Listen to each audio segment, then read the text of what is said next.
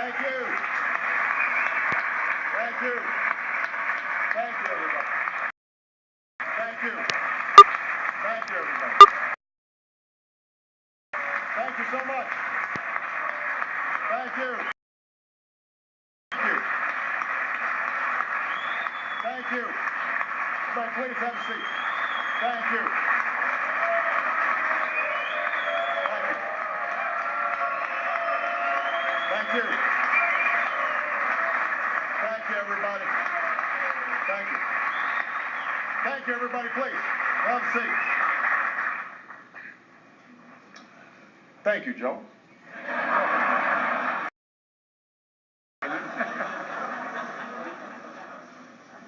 Today, after almost a century of trying, today, after over a year of debate, after all the votes have been tallied, health insurance reform becomes law in the United States of America.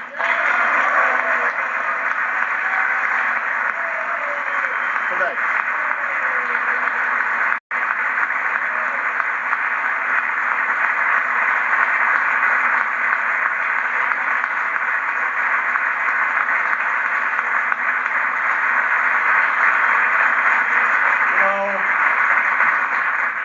It is fitting that Congress passed historic legislation this week. For as we mark the turn of spring, we also mark a new season in America. In a few moments, when I sign this bill, all of the overheated rhetoric over reform will finally confront the reality of reform.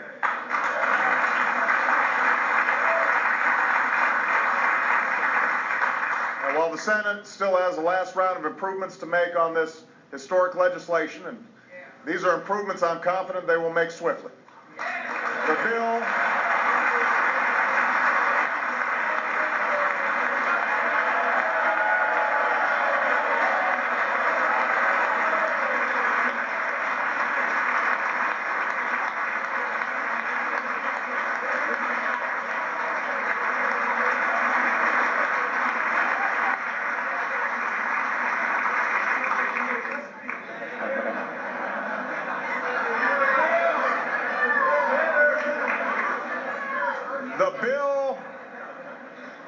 The bill I'm signing will set in motion reforms that generations of Americans have fought for and marched for and hungered to see. It'll take 4 years to implement fully many of these reforms because we need to implement them responsibly. We need to get this right. But a host of desperately needed reforms will take effect right away.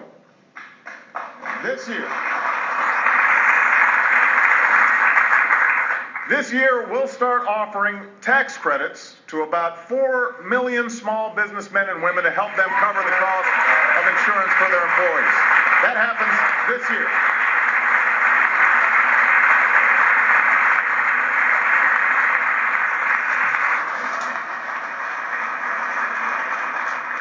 This year, tens of thousands of uninsured Americans with pre-existing conditions, the parents of children who have a pre-existing condition, will finally be able to purchase the coverage they need.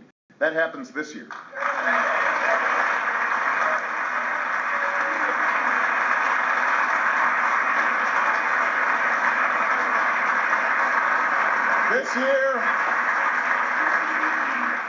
This year, insurance companies will no longer be able to drop people's coverage when they get sick.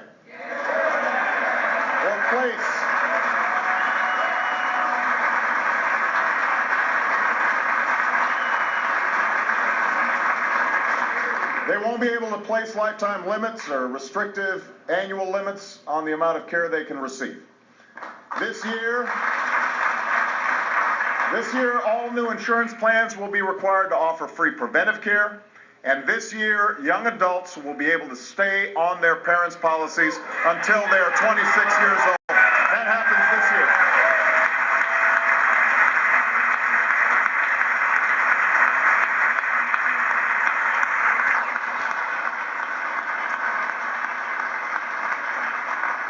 And this year, Seniors who fall in the coverage gap known as the donut hole will start getting some help. They'll receive $250 to help pay for prescriptions, and that will, over time, fill in the donut hole. And I want seniors to know, despite what some have said, these reforms will not cut your guaranteed benefits. In fact, under this law, Americans on Medicare will receive free preventive care without co-payments or deductibles.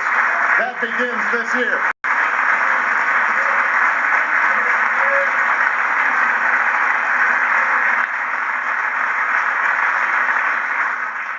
Once this reform is implemented, health insurance exchanges will be created, a competitive marketplace where uninsured people and small businesses will finally be able to purchase affordable quality insurance. They will be able to be part of a big pool and get the same good deal that members of Congress get. That's what's going to happen under this reform.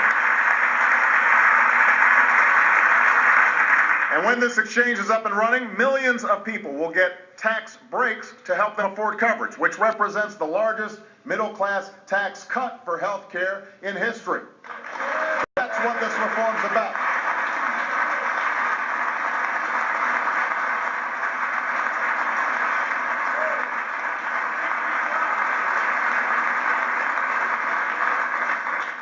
This legislation will also lower costs for families and for businesses and for the federal government, reducing our deficit by over $1 trillion in the next 2 decades. It is paid for, it is fiscally responsible, and it will help lift a decades-long drag on our economy. That's part of what all of you together worked on and made happen.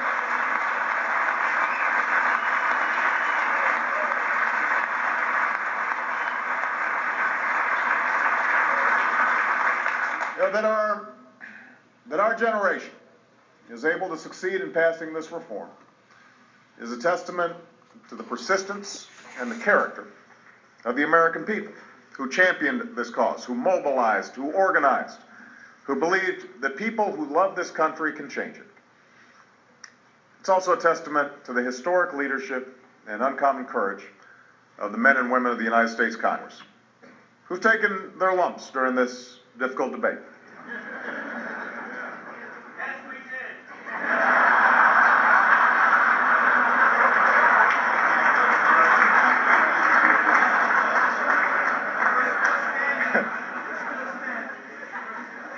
You know, there are few tougher jobs in politics or government than leading one of our legislative chambers. In each chamber, there are men and women who come from different places and face different pressures, who reach different conclusions about the same things and feel deeply concerned about different things.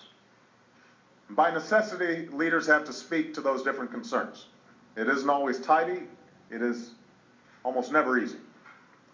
But perhaps the greatest and most difficult challenge is to cobble together out of these differences the sense of common interest and common purpose that's required to advance the dreams of all people, especially in a country as large and diverse as ours.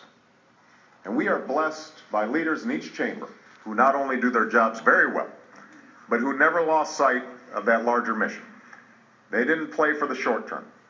They didn't play to the polls or to politics.